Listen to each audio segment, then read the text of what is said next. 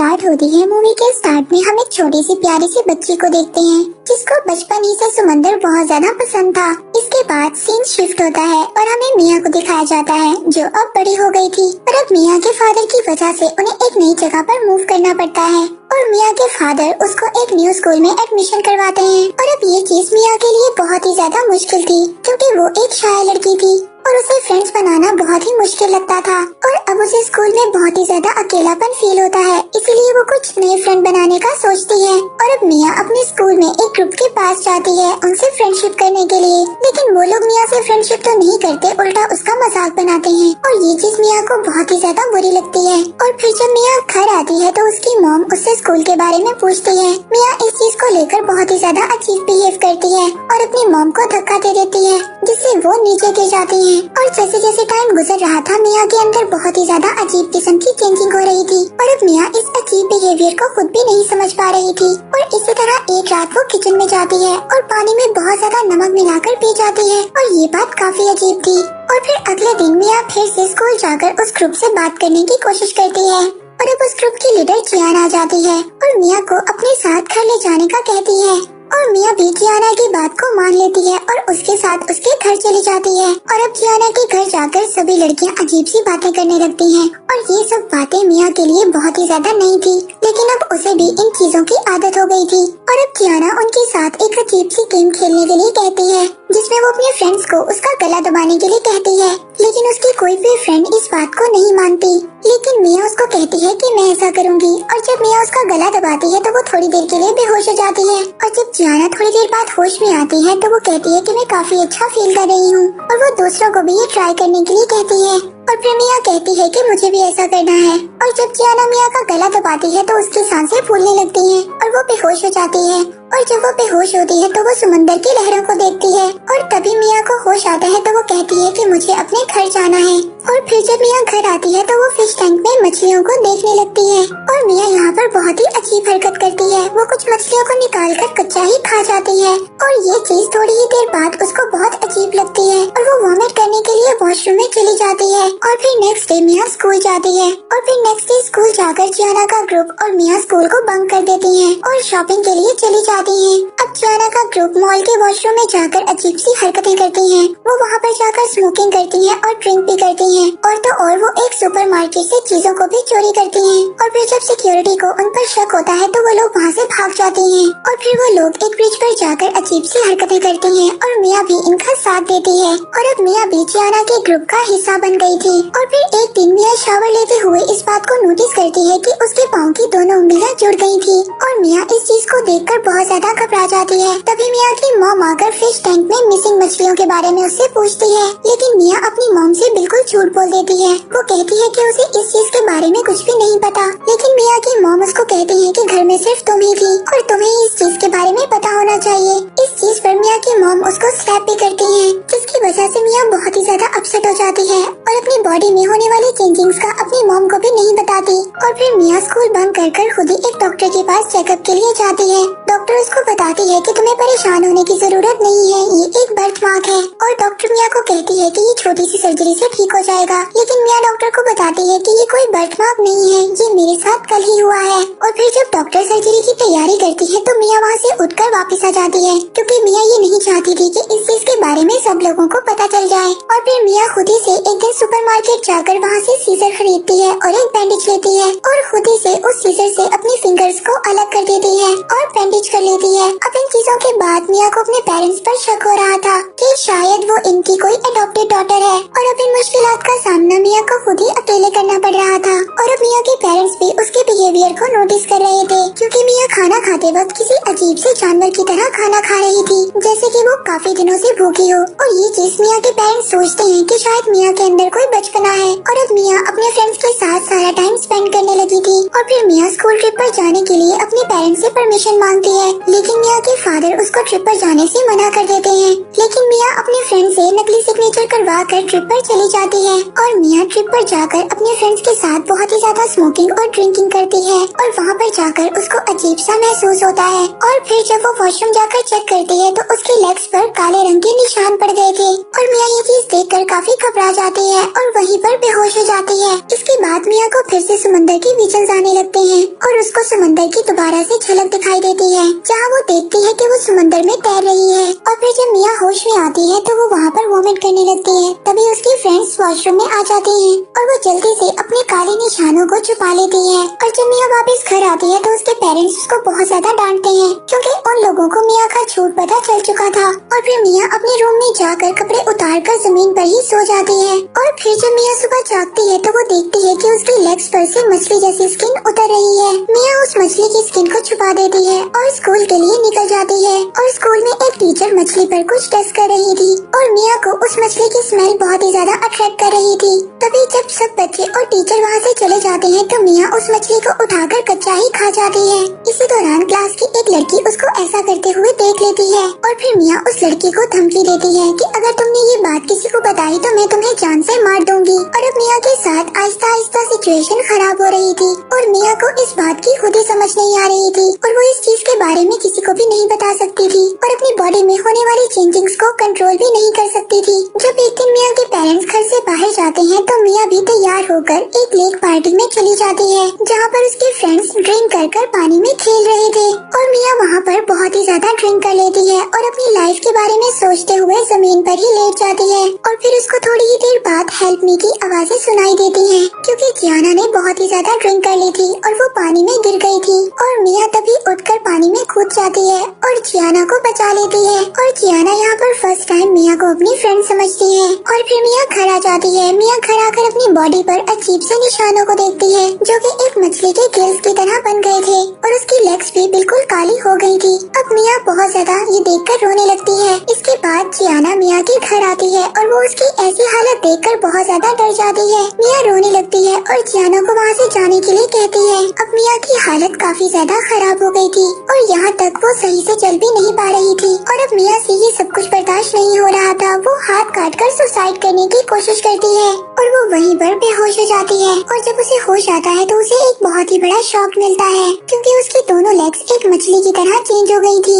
यानी कि बिल्कुल जल परी की तरह। और अब मिया बहुत मुश्किल से क्रोलिंग करते हुए बाथ टब में चली जाती है और उस टब को बहुत ज्यादा पानी के साथ भर लेती है। इसके बाद उसको काफी सुकून मिलता है और वो बहुत ज्यादा रिलैक्स हो जाती है, जैसे उसकी सारी पेन अब जा चुकी हो और वो खुद को और ज्यादा तकलीफ देना नहीं चाहती थी और वो अपने आप को एज अ जल परी एक्सेप्ट कर लेती है।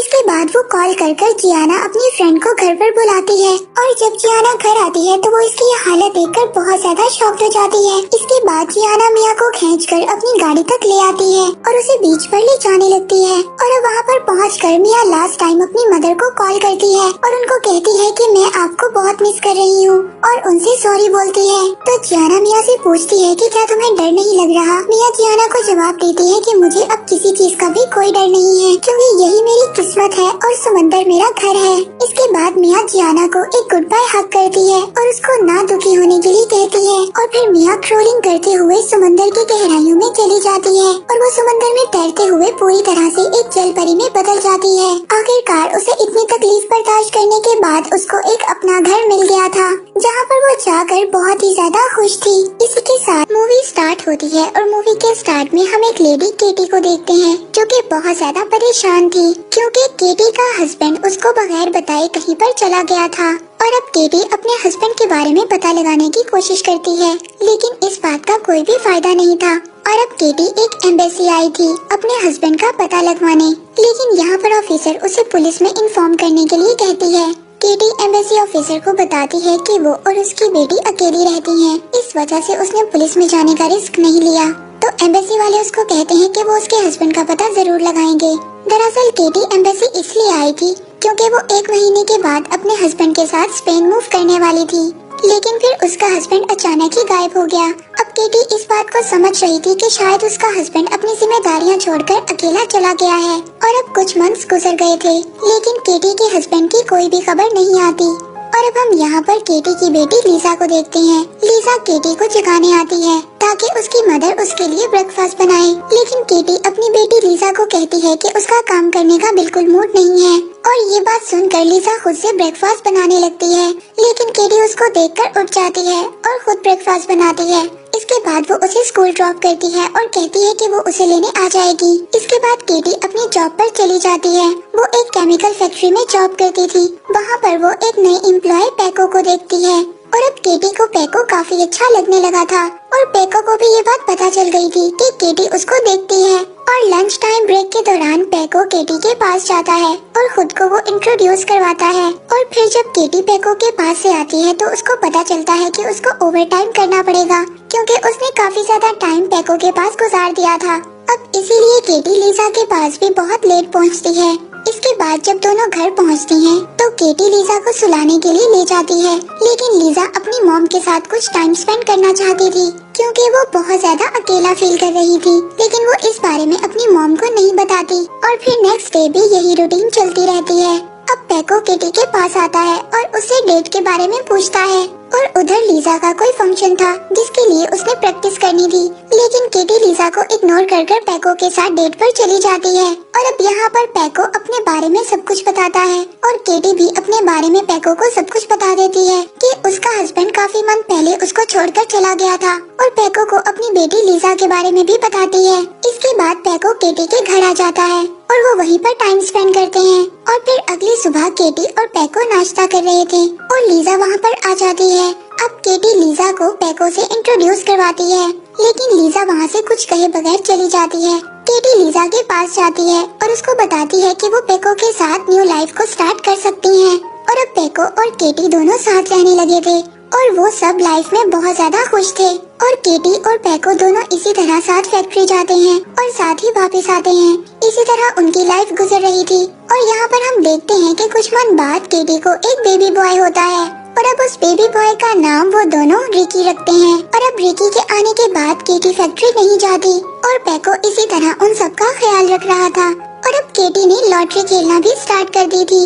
एक दिन पैको घर बहुत लेट आता है और केटी बहुत ज्यादा परेशान हो जाती है। जब पैको घर आता है तो केटी उससे पूछती है। पैको उसको बताता है कि वो रात भर रिकी के रोने की वजह से सो नहीं पाया, इसीलिए वो फैक्ट्री में ही सो गया। और अब केटी और पैको ये दोनों डिसाइड करते हैं कि वो एक एक दिन फैक्ट्री जाएंगे और जो घर पर रुकेगा वो रिकी का ख्याल रखेगा। और फिर इसी तरह एक दिन केटी फैक्ट्री जाती है और घर पर पैको रिकी का ख्याल रखता है। और फिर जब केटी फैक्ट्री से वापस आती है तो वो रिकी के कपड़े बदलवाने के लिए उसको ले जाती है। वो इसी दौरान रिकी की बैग पर कुछ निशान को नोटिस करती है और वो इस बारे में पैको से पूछती है, लेकिन वो उसको कहता है कि उसे इस बारे में कुछ भी नहीं पता। और फिर एक दिन रिकी बहुत ज्यादा रो रहा था और केटी उसके बैग पर उसी निशान को नोटिस करती है जो कि बहुत ज्यादा बड़े हो गए थे। और अब केटी शायद ये सोचती है कि जब वो फैक्ट्री चली जाती है तो पैको पीछे रिकी को मारता है। और अब ये बात पैको को बहुत ही बुरी लगती है और वो इसकी वजह से घर छोड़कर चला जाता है। और इसी तरह कुछ दिन गुजर जाते हैं। केटी फैक्ट्री जाती है और लीजा घर पर रिकी का ख्याल रखती है। और फिर एक दिन लीजा केटी को कॉल कर घर पर बुलाती है और वो देखती है कि रिकी अपनी जगह पर नहीं है और वो किसी तरह से कबर्ड के ऊपर चढ़ गया था।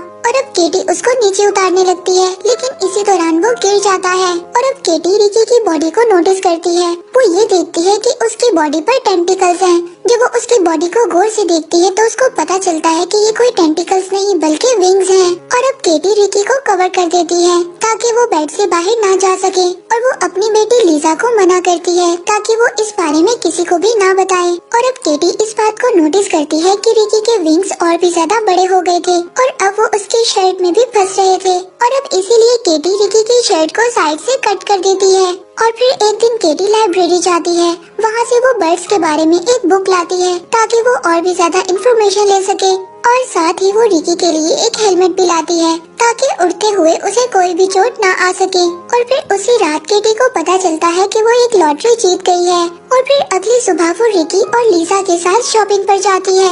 और अब शॉपिंग के दौरान केटी और लीजा का ध्यान रिकी पर से हट जाता है और उधर रिकी उड़ने लगता है, जिससे वो दोनों ही बहुत ज्यादा परेशान हो जाती हैं। और वो दोनों रिकी को ढूंढने लगती हैं और वहाँ पर लोग रिकी को देखकर उसकी वीडियो बनाने लगते हैं, क्योंकि लोगों ने ऐसा बर्ड कभी नहीं देखा था। और वहाँ पर कुछ लोगों को लग रहा था कि ये कोई टॉय है। और ये सुपरमार्केट की कोई स्ट्रेटजी है। और अब स्टोर वाले सिक्योरिटी रीजन की वजह से स्टोर को खाली कर देते हैं और इसके बाद सुपरमार्केट की लाइट्स को ऑफ कर रिकी को नीचे लाया जाता है और रिकी को हॉस्पिटल लेकर जाया जाता है ताकि डॉक्टर इस चीज को चेक कर लें कि रिकी को कोई चोट तो नहीं आई। और अब डॉक्टर्स केटी से मिलकर कहते हैं कि उन्होंने ऐसा बच्चा कभी नहीं देखा। रिकी एक बहुत ही स्पेशल चाइल्ड है और वो रिकी पर एक्सपेरिमेंट करना चाहते हैं, लेकिन वो केटी के परमिशन के बगैर ऐसा नहीं कर सकते। पर केटी डॉक्टर को मना कर देती है और वो डॉक्टर से पूछती है कि वो रिकी को कब तक घर लेकर जा सकती है। डॉक्टर केटी को कहता है कि रिकी हॉस्पिटल में ही ज्यादा सेफ है, लेकिन केटी इससे भी मना कर देती है। इसके बाद केटी रिकी को हॉस्पिटल के पीछे के रास्ते से घर ले जाती है क्योंकि मेन डोर पर मीडिया और पुलिस आए हुए थे। और फिर अगली सुबह पैको केटी से मिलने आता है और वो दोनों एक दूसरे को माफ कर देते हैं। लेकिन लीजा पैको के आने से ज्यादा खुश नहीं थी। वो ये सोचती थी कि पैको के आने से वो और उसकी मॉम दोनों फिर से अलग हो जाएंगे। इसके बाद पैको रिकी से मिलने आता है और वो तेजी से हवा में उड़ता है जिससे उसको काफी ज्यादा चोट आती है और फिर डॉक्टर उसका ट्रीटमेंट करने घर पर ही आ जाता है। अब डॉक्टर केटी को बताता है कि वो ऑपरेशन से रिकी के विंग्स को हटा सकते हैं, लेकिन इससे रिकी को बहुत ज्यादा पेन होगा। और डॉक्टर केटी को बताता है कि इस तरह रिकी का सरवाइव करना बहुत ज्यादा मुश्किल हो जाएगा। और फिर उसी रात लीजा खुद से रिकी के विंग्स को काटने लगती है, लेकिन वहाँ पर पैको आ जाता है और वो ये देखकर फौरन वहाँ से अपने बेड पर चली जाती है। और अब पैको केटी से कहता है कि वो रिकी के बदले मीडिया से बहुत ज्यादा पैसे ले सकते हैं। पहले केटी इस बात को मना कर देती है, लेकिन अपनी फाइनेंशियल कंडीशन की वजह से वो पैको की बात को मान जाती है। और फिर अगली सुबह केटी और पैको रिकी के पाँव पर रस्सी बांधकर उसको उड़ने देते हैं ताकि सब लोग उसको देख सकें। लेकिन गलती से केटी से वो रस्सी छूट जाती है और रिकी उड़ता हुआ दूर जंगलों में चला जाता है। और अब केटी और पैको बहुत ज्यादा परेशान थे। वो उसके पीछे जाते हैं, लेकिन रिकी वहाँ से बहुत दूर जा चुका था। और अब काफी दिन गुजर जाते हैं, लेकिन रिकी का कुछ भी पता नहीं चलता। और केटी को अब भी ऐसा लगता था कि रिकी वापस आ जाएगा, लेकिन पैको उसको समझाता है कि रिकी बगैर खाए पिए इतने दिन तक सरवाइव नहीं कर सकता, वो अब तक मर गया होगा। और अब केटी एक दिन सुसाइड करने के लिए उसी लेक के पास जाती है जिस लेक के पास से रिकी उड़कर जंगल में चला गया था, लेकिन रिकी वहाँ पर उड़ता हुआ आ जाता है और अब उसके विंग्स और भी ज्यादा बड़े हो गए थे। और रिकी को अपने सामने देखकर केटी बहुत ही ज्यादा खुश हो जाती है और लेक से बाहर आ जाती है, लेकिन रिकी वहाँ से उड़ जाता है और केटी फिर से दोबारा अपने घर आ जाती है और लीजा और पैको को घर आकर गले लगाती है। और अब केटी शायद इस बात को समझ गई थी कि रिकी दोबारा उसके पास नहीं आएगा। और हम देखते हैं कि केटी अपनी लाइफ से बहुत ज्यादा खुश थी और वो अब प्रेग्नेंट थी। और ये सब रिकी की वजह से हुआ था, जो उनकी लाइफ में एक एंजल की तरह आया था। और इसी के साथ ये मूवी यहीं पर एंड हो जाती है।